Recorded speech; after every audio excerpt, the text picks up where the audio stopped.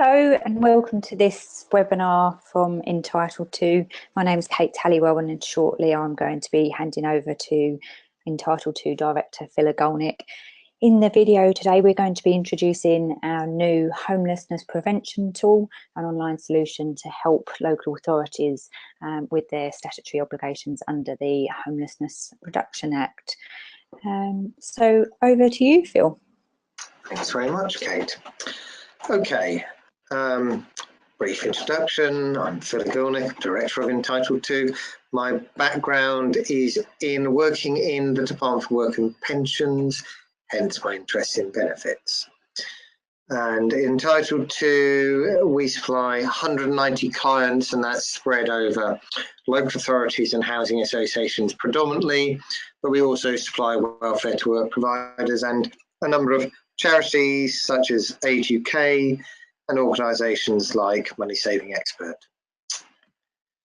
And there you go, nice pictures of our clients. So if I give you a brief overview of our current products, I think it will help you understand how we got to the homelessness prevention tool and what we're trying to do in it. So the public benefits calculator is the standard tool that we have with most of our clients. In particular, it's used for income maximisation and for calculating eligibility for housing benefit and council tax support, council tax reduction. The Better Off calculator is a variant on the income maximisation calculator, in that it's going through the same process, but on the results page, it's saying, this is your income now, and comparing it with your income in work, and you can build up a number of scenarios or different jobs that people can go into and clearly show the returns to work. The budgeting tool is a standalone mechanism for helping people with budgeting advice, but we've also now incorporated it into our other tools, which is where you get the affordability calculator. So this combines the income maximisation of our benefits calculator and the budgeting tool that I've just shown you into a seamless process which looks at potential applicants for social housing and gives an indication of whether that applicant is meeting the organisation's criteria, meeting some but not all of their criteria, or not meeting any of their criteria. And typically those criteria are about a positive net budget and the percentage of income being spent on rent being below a particular figure, such as 50%. We also provide data analytics services, and that includes looking at the data that we generate ourselves in the tools and looking at your SHIBI data, your single housing benefit extract data. Okay, on to the main purposes of this demo, which is to tell you about our homelessness prevention tool.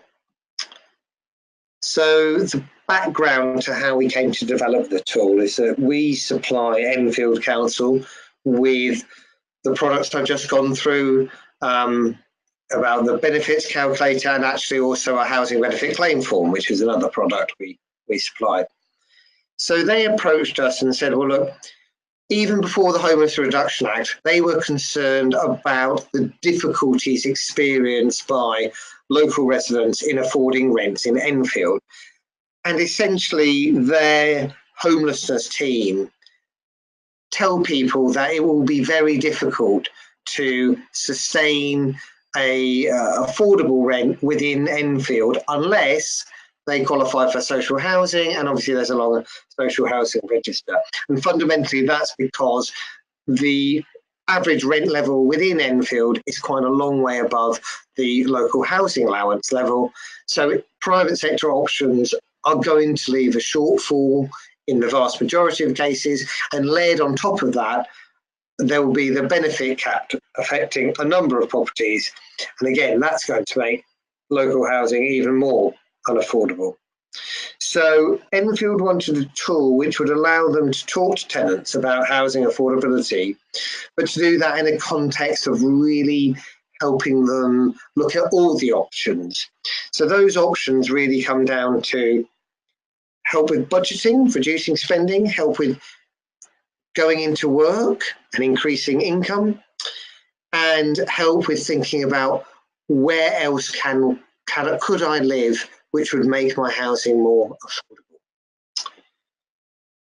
And possibly a sort of deeper background is in terms of case law. I'm not an expert in homelessness, but I believe the situation was that Westminster Council placed someone in an accommodation in Milton Keynes, and they were successfully appealed against on the basis that Westminster hadn't looked for the closest possible affordable accommodation. And one of the main new things that we're doing in this tool is presenting a list of affordable areas to live in. And I think that list, it's not a full guarantee against any form of appeal, but it certainly does help evidence the fact that you've systematically gone through the areas which would be affordable for that particular client. Okay, so our solution is an online tool which would allow for self-service. It doesn't have to be used self-service, and often is used advisor-led to start off with, but it can be made self-service. Obviously, that means it can be made to be a key digital saving for the authority. And obviously, because it's online and we're hosting it, we keep it up to date and it's less hassle for you. So we're hoping that the homelessness prevention tool will really help you provide good help to people in need who are coming to you because they've got a risk of homelessness. You may or may not have a duty to them, but under the HRA's advice guidance, providing help for them is your job, and providing it online allows you to do your job in the most cost-efficient way. So a little picture of how the affordable areas work, but I'm going to show you that online in just a moment. So to recap, we're going to go through a process which will take demographic information about the client, information about income. That allows us to maximise benefits, and it also allows us to do a in-work, out-of-work calculation. We're also going to take information about spending, and that allows us to compare them against standard amounts. And then we're going to use all that data to work out affordable rents and present affordable areas to the client. And that's a nice picture of the increase earnings tab. So, demonstration, I will show you this, and I'm going to show it to you using the site that we've set up for Enfield.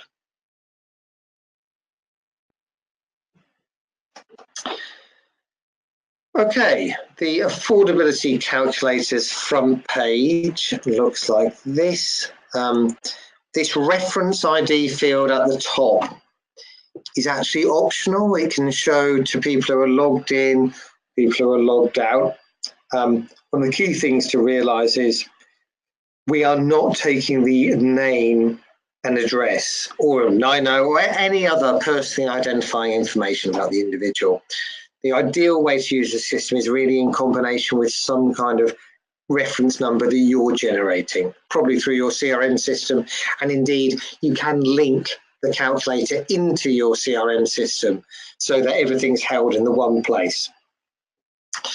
Okay, and then we ask questions about housing status. I'm going to do a private sector tenant because I think that's probably the most likely tenancy type who are going to be experiencing housing pressure.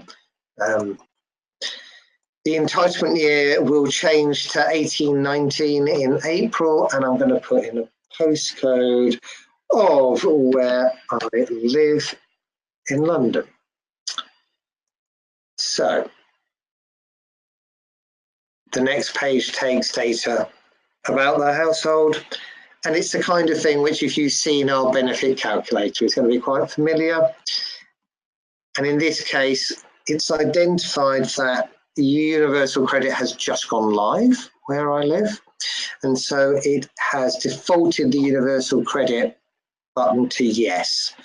So we've got a system where we've got all the pension credit dates there, and it's associated with a postcode. So that default changes depending on whether it's a UC area or UC hasn't come to that area yet. I'm just going to do this for a standard 40-year-old person, and I'm going to say that they're not working and that they haven't got any form of illness, because I'm trying to do a very simple calculation here. Similarly, I'm not going to enter any data about their benefits or their non-means tested benefits, but on the housing cost page, I'm going to say that they are renting at a rate of £230 a week, which I happen to know is a little bit above the one-bedroom LHA rate in Enfield. I'll show you more about that on the results page. And I'm going to assume that this isn't a case which involves an APA, so there's no direct payment.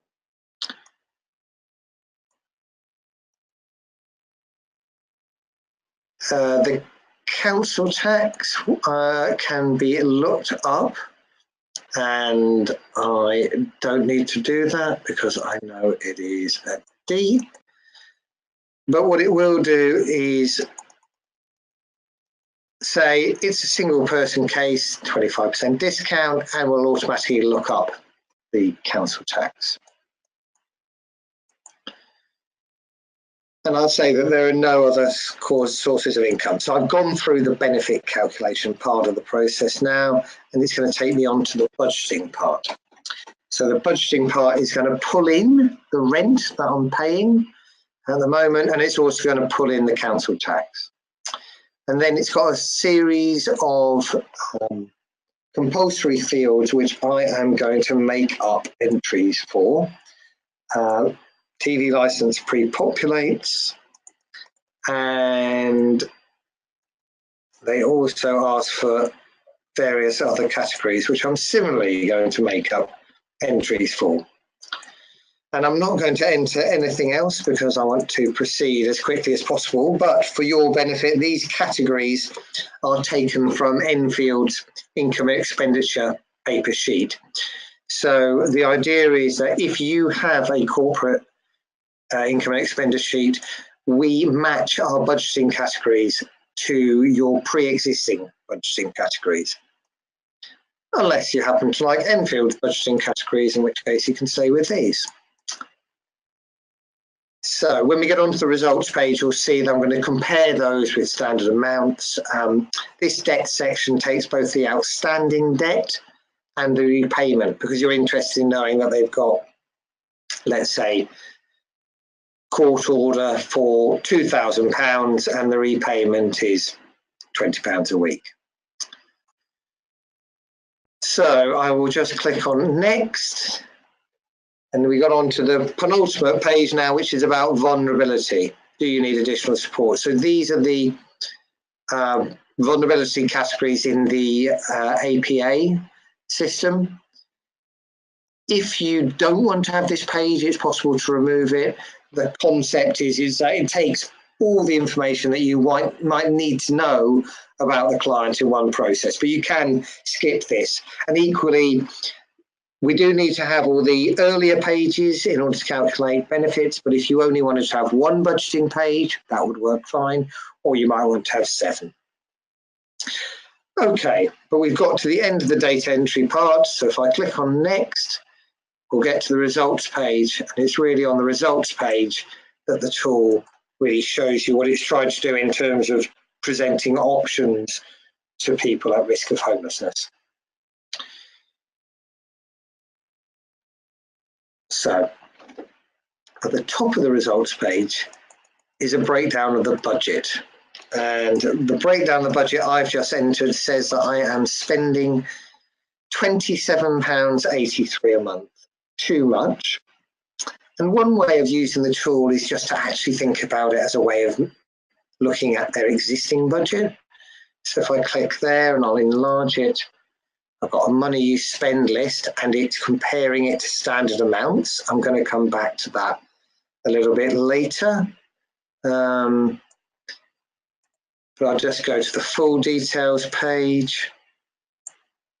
So you've got the money coming in, universal credit in this case, rent going out, council tax going out, utilities going out. Okay.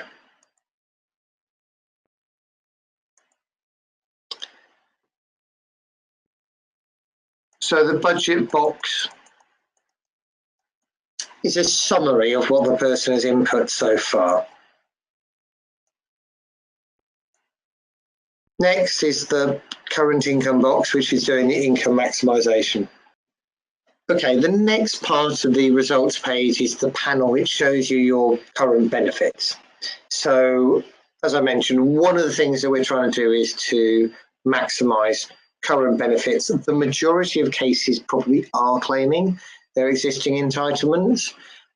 However, you might have some cases of people who are on low earnings who haven't got their full entitlement yet. And clearly, if there are benefits out there, the simplest way out of housing need from people who do have entitlements that they're not receiving is to claim those benefit entitlements. Then under there, we've got information about what's going on at the moment. So we call this a welfare reform flag. And what this is doing is explaining what's going on in the existing situation. So I entered that this case was paying £230 a week rent. And what this table does is say, okay, the 1-bedroom LHA rate in Enfield's BRMA, which is inner southeast London, is £204 a week. Therefore, the excess of rent over LHA, my shortfall is £25 a week. So that's explaining to you or the advisor what's going on in the current situation. And indeed, you can see that my £27 a week worse off is predominantly because of the shortfall between my rent and the LHA. And I think for a great many clients, that will be the case. Okay, and then you get on to how you could balance your budget. And this is really where the meat of the new system is. Okay, at the top, you've got that summary from before, the £27 a week that this individual is down. And then we're going to try and look at the choices that could be could achieve a more sustainable budget. So the starting point is an acknowledgement that things are going in the wrong direction, and then presentation below that of 3 options. So the first option is reviewing your budget, reducing spending. Second option is increasing earnings. And third is moving home. Now, that last option, move home, may be less relevant outside London, so you can actually get rid of that tab and just have the review budget and increase earnings tabs. But for the moment, I'll assume that all 3 are relevant. So the review budget tab. What we're trying to do here is take those amounts that have been entered on the budget pages and compare them with standard amounts. So the standard amounts are being set by the client. So Enfield have entered these standard amounts using the bit of kit that we have. And then we are presenting them back to the user as a prompt for thinking about whether they can make reductions. Enfield, I believe, has taken their standard amounts from the AHAS figures. But if you have different figures that you want to use, there's an admin tool where you can enter them or we can enter them on your behalf. Okay, so I might have seen that the water bill of £33 is too high. It might be that I've misremembered it. I'll leave that one alone. But if I look at food, I am eating far too much and I will trim £10 from that. And if I go down to clothing and school uniforms, it seems I'm also spending far too much, and then I'm going to reduce that to 24. So I've made some adjustments to my spending, which have helped with my budget, but I haven't got all the way there. So I'm now going to look at the next option. So what we're doing here is we are taking the Better Off calculator tool and we're just incorporating into this tool. So the idea is that I might be looking at a job at, say, Asda, and the job at Asda might pay £7.50 an hour minimum wage, and for 20 hours. So I'll click on calculate and it will do a calculation for me of how much better off I'd be there. The answer is £64.10 per week. And there's a nice table explaining it. And then I might say, oh, if I want to do another calculation, I could click on new better off calculation and say compare that with the job at Tesco's. And the Tesco job is 20 hours, but it's much closer and it pays £8.50 an hour. Let's see what difference that makes. Click on calculate. So I'd be £46 a week better off in that job. Okay, let's say that in fact the Asda job looks more attractive, so I'll select that there. So it's reverted to the Asda job, £64 a week better off. And yes, I will apply that towards my balance. And that is going to transform the amount that I can afford. So I will now go to view all changes and see, yep, it's added on my improved budget. Okay, but I'm just going to get rid of that because I want to return to the original situation again, because I want to show you the third tab, which is the Move Home tab. So the idea here is that it knows that I'm entitled to 1 bedroom, and so it's going to look for areas that I can afford to live. Okay, so it's got Enfield, an existing area, because there is some cheaper property in Enfield. But I'm going to look further afield. So I will look in, say, Havering. And if I click on Havering, it's going to give me some information. And that information shows me that the average rent in Havering is a long way above the local housing allowance rate. So I'm going to go and look in a place further away, such as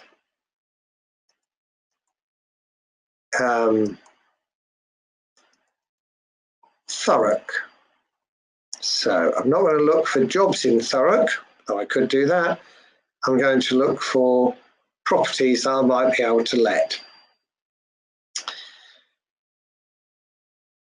And if I go here, I can see that there are properties there in South Street, Romford. If I select that and apply it towards my balance, I can see that it's going to make me move into a more affordable housing situation.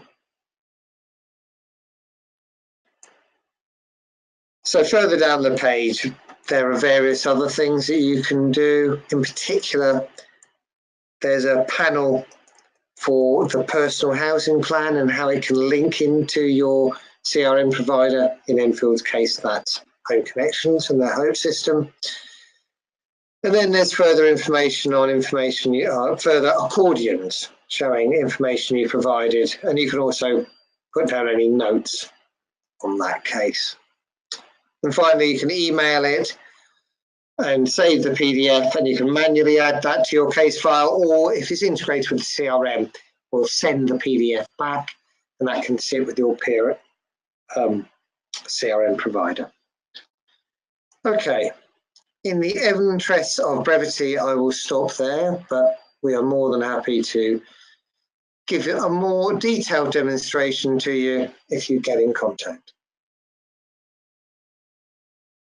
Thank you, Phil, and thank you everyone for listening to the video and taking the time to look at the homelessness prevention tool.